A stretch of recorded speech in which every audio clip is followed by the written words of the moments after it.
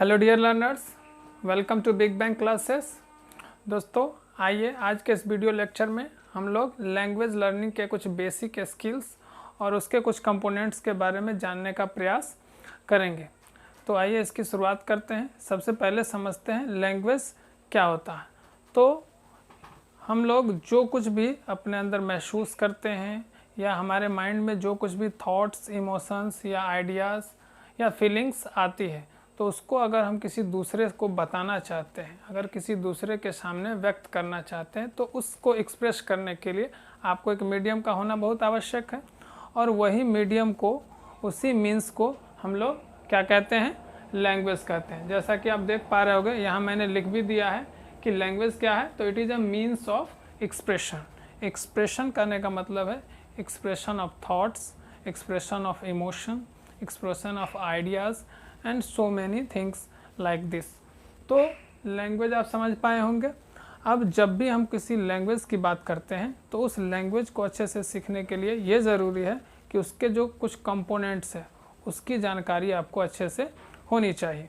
तो आइए हम लोग जो लैंग्वेज के क्या क्या कंपोनेंट्स हैं उसके बारे में एक संक्षिप्त जानकारी लेते हैं।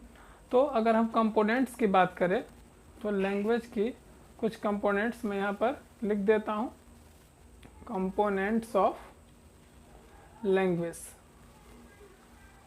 तो किसी भी लैंग्वेज के अगर हम सबसे छोटे कंपोनेंट्स की बात करें, कंपोनेंट्स ऑफ लैंग्वेज, अगर हम किसी भी लैंग्वेज के सबसे छोटे कंपोनेंट की बात करें, तो उसको हम लोग लेटर के नाम से बुलाते हैं या उसे लेटर कहते हैं। ठीक है, ये क्या है? तो हम लेटर को क्या कह सकते हैं? It is a unit of language. ये किसी भी लैंग्वेज की एक यूनिट होती है। ठीक है, और लेटर्स को जब हम कंबाइन करके उसका एक मीनिंग क्रिएट कर दे, तो ऐसे कंपोनेंट्स को फिर हम वर्ड्स करते हैं। तो लैंग्वेज के एक दूसरा कंपोनेंट होता है वर्ड्स। ठीक है ना? तो वर्ड्स किसको कहते हैं? तो ग्रुप ऑफ या ए meaningful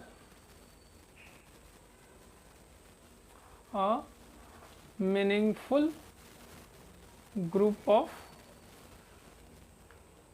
of letters.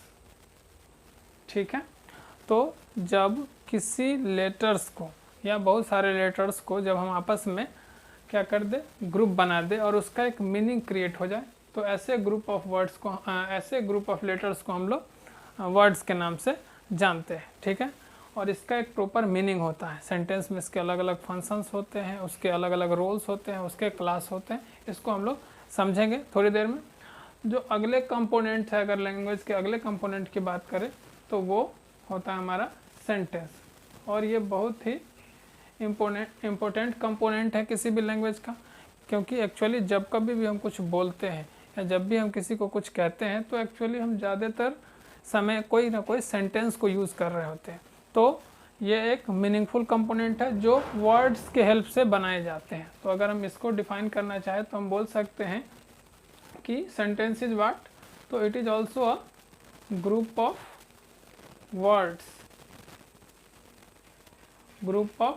words with a complete meaning, है कि नहीं? Complete meaning. तो आप समझ पा रहे होंगे कि सबसे छोटा जो यूनिट होता है किसी भी लैंग्वेज का, उसको हम लोग लेटर कहते हैं। और लेटर्स को अगर हम अरेंज कर दें एक प्रॉपर वे में, जिसका एक कंप्लीट मीनिंग क्रिएट हो, तो उसे वर्ड कहा जाता है। और वर्ड्स को भी एक प्रॉपर मैनर में अरेंज करें और उसका एक कंप्लीट सेंस क्रिएट हो, तो ऐसे ग्रुप ऑफ वर्ड्स को हम लोग सेंटेंस कहते हैं। और तब इन तमाम चीज़ों के होने के बावजूद एक चौथा और बहुत ही इम्पोर्टेंट कंपोनेंट आता है, जिसे हम लोग ग्रामर कहते हैं।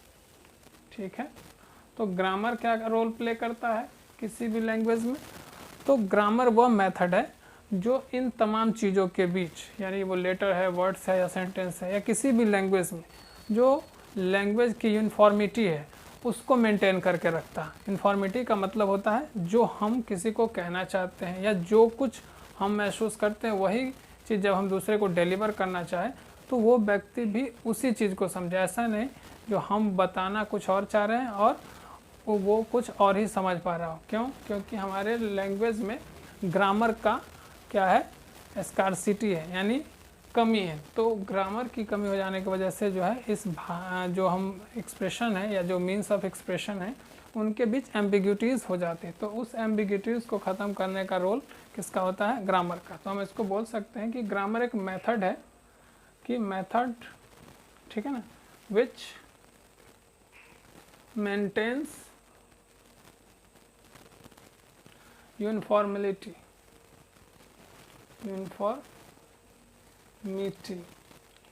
इन अ लैंग्वेज। तो ये तमाम चीज़ें हैं जो किसी भी लैंग्वेज को डिफाइन करती हैं, उसके ये सारे कंपोनेंट्स होते हैं। अगर हम इन सभी कंपोनेंट्स को अच्छी तरह से समझें तो उस भाषा को समझने में हमें काफ़ी आसानी हो सकती है। तो आशा ये आप समझ पाएंगे कि ग्रामर, सेंटेंस और वर्ड्स लेटर्स ये क्या होते हैं और इसका किसी भी लैंग्वेज में क्या रोल होता है।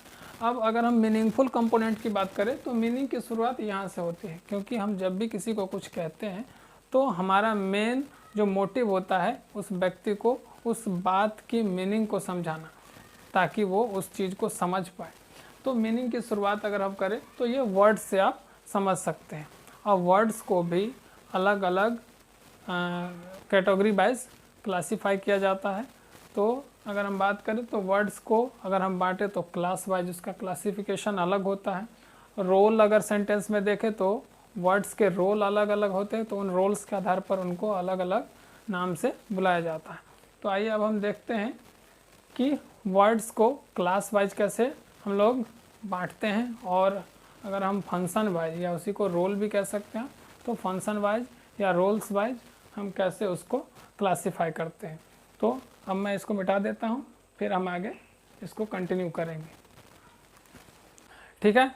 तो आइए अब हम ये समझते हैं कि वर्ड्स को क्लास वाइज कैसे बांटा जाता है और उसके रोल्स क्या हैं और उस रोल्स के बेसिस पर उसको किस तरह से कैटेगराइज किया जाता है। तो सबसे पहले हम क्लास वाइज वर्ड्स के क्लासिफिकेशन को देखेंगे।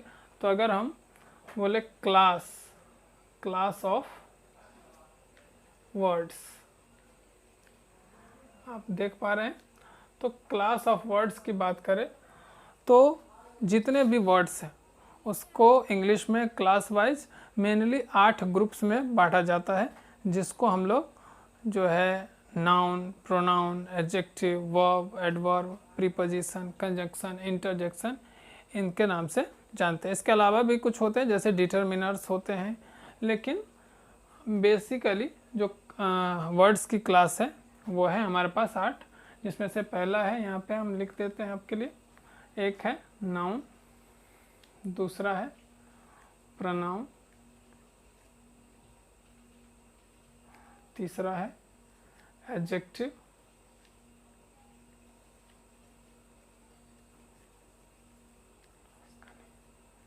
चौथा है वर्ब, पांचवा मैं इधर लिख देता हूँ वो है हमारा एडवर्ब, छठा है प्रीपोजिशन, और अगला है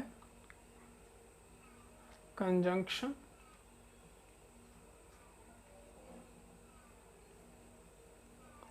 और आठवां जो है वो है इंटरजेक्शन, ठीक है।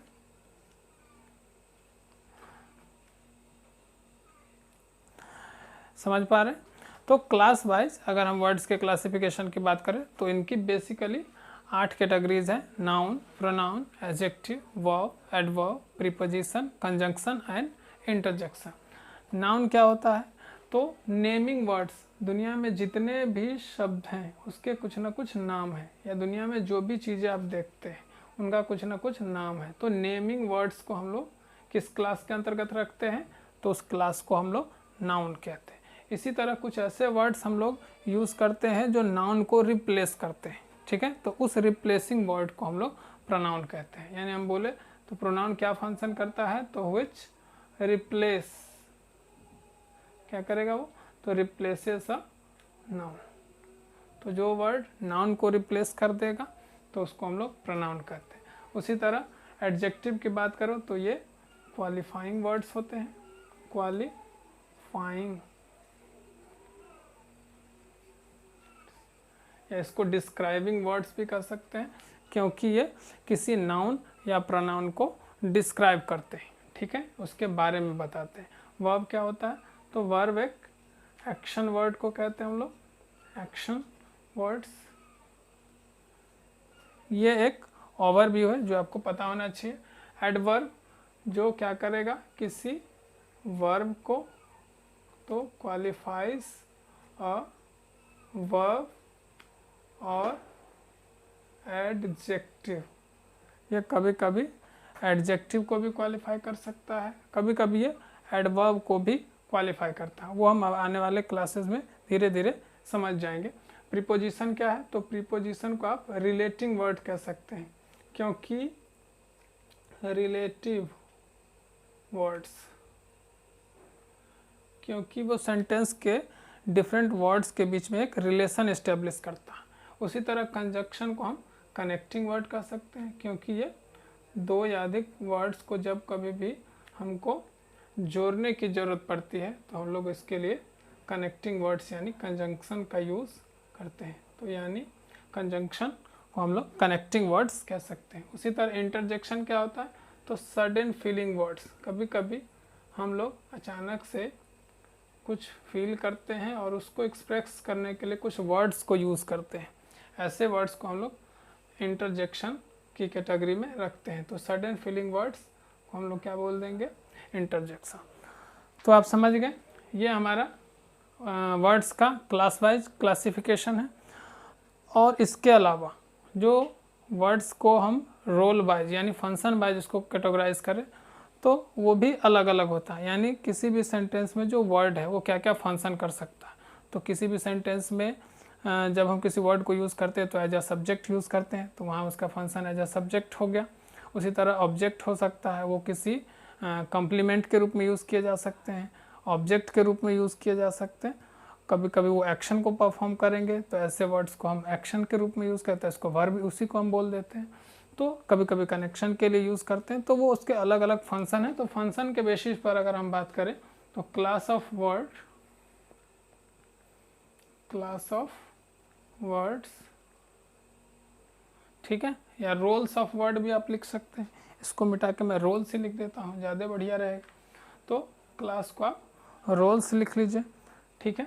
तो अगर हम रोल्स की बात करें तो रोल क्या हो जाएगा हमारे लिए, तो रोल्स ऑफ वर्ड्स। तो सेंटेंस में कोई भी वर्ड क्या रोल प्ले कर सकता है, तो वो किसी भी सेंटेंस में सब्जेक्ट बनेगा, ऑब्जेक्ट बन सकता है, कॉम्प्लीमेंट का काम करेगा,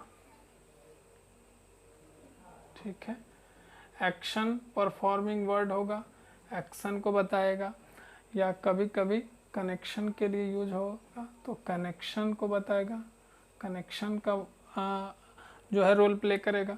कभी कभी वो कनेक्ट करने का काम करेगा तो कनेक्शन हो गया, या रिलेशन आप लिख सकते हैं। तो इस तरह से बहुत सारे उसके अपने रोल हैं, ठीक है। तो एक्सेट्रा लिख देते हैं।